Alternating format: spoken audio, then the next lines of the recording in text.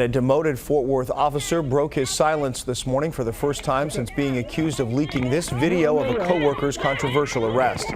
Vance Keys was suspended for 3 days. The video shows the arrest of Jacqueline Craig and her 2 daughters after they called police for help.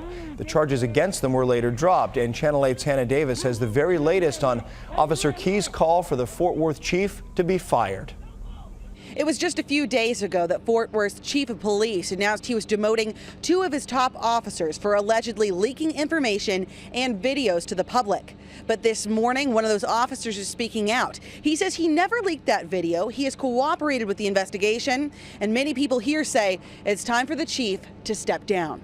This morning, Vance Keys stood next to church and civic leaders to call on the resignation of Police Chief Joel Fitzgerald.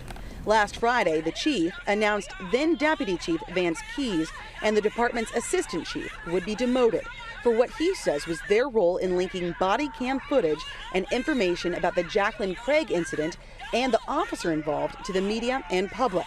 But at today's press conference, Keys said he did not leak that information and has cooperated with the department's requests and investigations into the matter. Short of telling a lie, which I wasn't prepared to do, I'm not going to lie for anybody. I don't care your title, your position. You don't get to impugn my character in the media and not respect the response from me. Also at today's press conference was Jacqueline Craig, the woman in that viral video that started it all.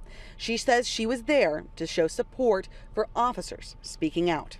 A lot of the people I talked to here say this was basically the straw on the camel's back when it came to racial tensions in Fort Worth, and especially the Fort Worth PD. I talked to other fellow officers who came here to show their support, but they would not go on camera for fear of retribution.